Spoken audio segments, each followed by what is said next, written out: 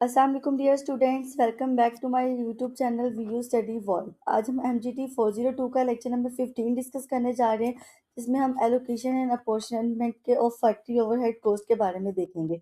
अब सबसे पहले एलोकेशन क्या होता है। Allocation means assigning a whole cost directly to one specific department. जो सारी कॉस्ट है वो एक स्पेसिफिक डिपार्टमेंट को हमने क्या कर दी है, असाइन कर देंगे। अब नेक्स्ट अपॉर्चनमेंट का मतलब क्या होता है हमारे पास।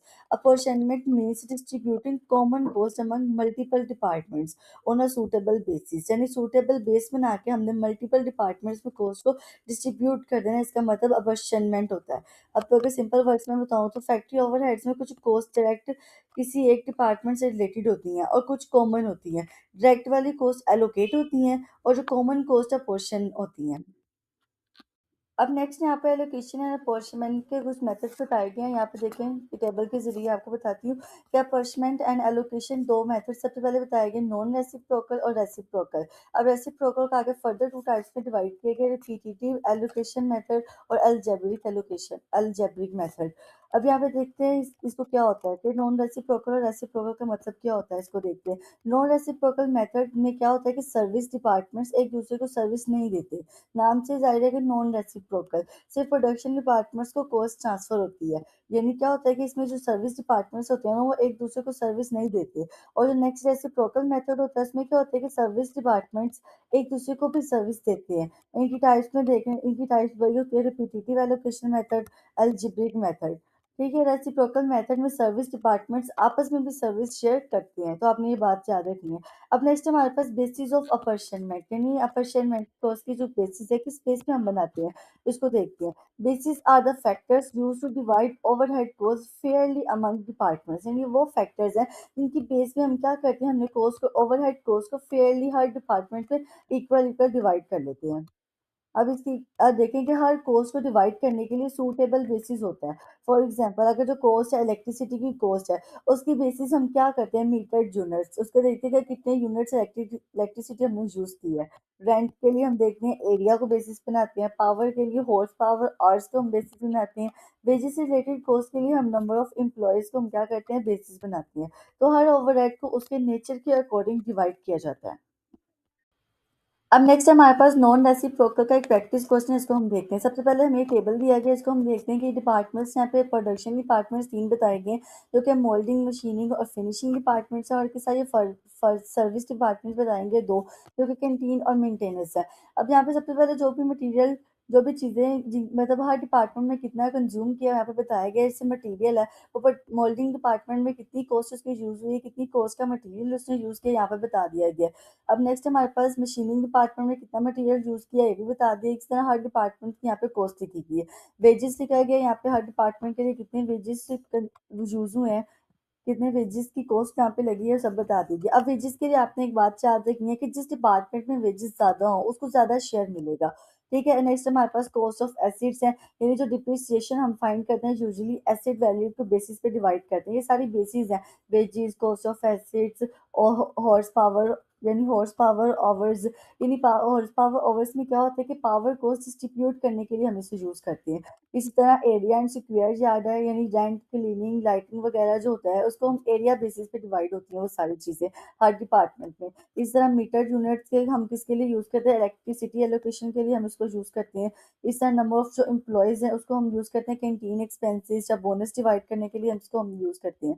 ठीक है, अब नेक्स्ट हमारे पास यहाँ पे देखें कि अब यहाँ पे हर डिपार्टमेंट के लिए अलग अलग हमने यूनिट्स कॉस्ट फाइंड की है कि मोल्डिंग डिपार्टमेंट में इतनी आई है, मशीनिंग डिपार्टमेंट में इतनी आई है, इलेक्ट्रिसिटी इतनी कॉस्ट आएगी।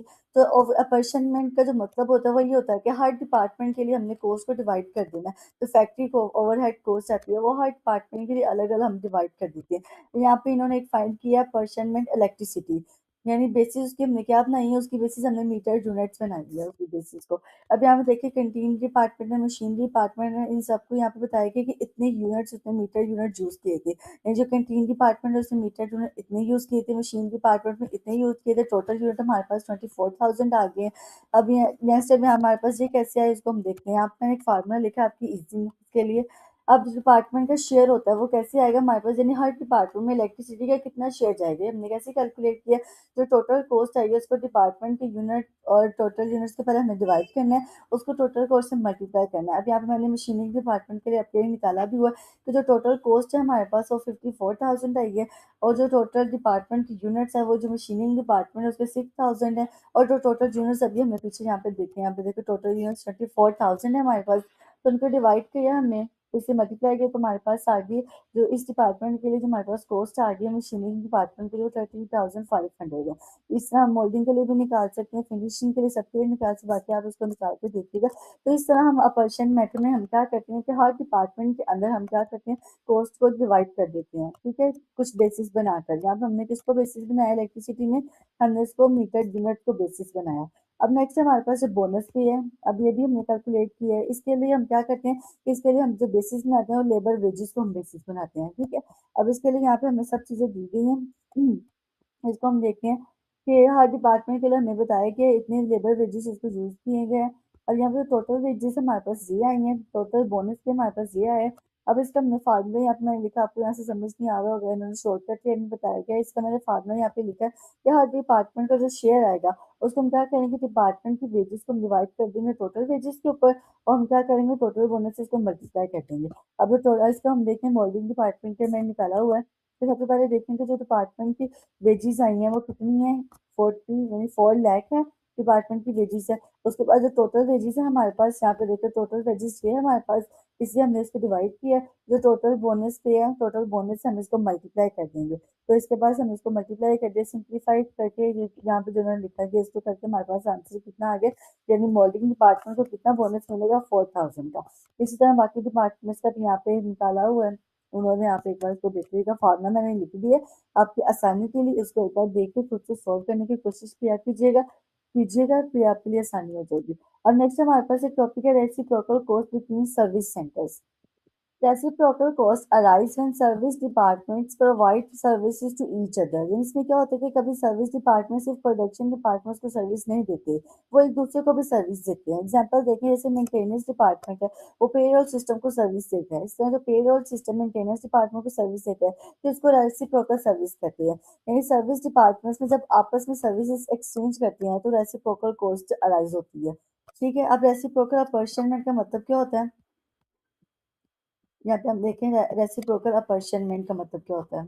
Reciprocal apportionment fully recognizes mutual services among service departments। इसमें क्या होता है कि इस मेथड में सर्विस डिपार्टमेंट्स की कॉस्ट प्रोडक्शन डिपार्टमेंट्स और दूसरे सर्विस डिपार्टमेंट सब में डिस्ट्रीब्यूट किए जाते हैं। यानी क्या होता है कि सर्विस डिपार्टमेंट्स के कॉस्ट होते हैं वो प्रोडक्शन डिपार्टमेंट्स में और दूसरे जब सर्विसेज डिपार्टमेंट सब में डिस्ट्रीब्यूट किए जाता है। अब इसके कुछ मेथड्स बताए गए हमारे पास रेसिप्रोकल डिस्ट्रीब्यूशन के, एक रिपीटेड डिस्ट्रीब्यूशन मेथड और अलजेब्रिक मेथड। अब रिपीटेड डिस्ट्रीब्यूशन मेथड में क्या होता है इसको हम देखते हैं।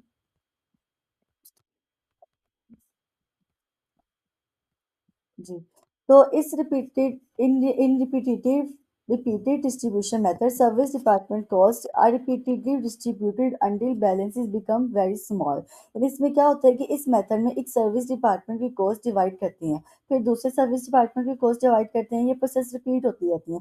जब रिमेनिंग अमाउंट बहुत छोटी रह जाए तो हम इसको स्टॉप कर देते हैं, ठीक है। यानी रिपीटेड डिस्ट्रीब्यूशन मेथड में सर्विस डिपार्टमेंट कॉस्ट बार बार डिस्ट्रीब्यूट होती है, ठीक है। यानी अब वेरी इंपॉर्टेंट कंसेप्ट आपने इन दोनों को याद रखना है कि नॉन रेसिप्रोकल में क्या होता है कि जो सर्विस डिपार्टमेंट्स एक दूसरे को सर्विस नहीं देते, तो रेसिप्रोकल में क्या होता है कि सर्विस डिपार्टमेंट्स एक दूसरे को भी सर्विस देते हैं। आपने ये बात याद रखनी है, ठीक है। और जो रेसिप्रोकल अपॉर्चनमेंट ज़्यादा एक्यूरेट होती है क्योंकि इसमें सर्विस डिपार्टमेंट्स की म्यूचुअल सर्विस को भी कंसिडर किया जाता है, तो इसी बार हमारे पास जो रेसिप्रोकल अपॉर्चनमेंट ये हमारे पास ज़्यादा एक्यूरेट होती है, ये भी आपने याद रखनी है बात।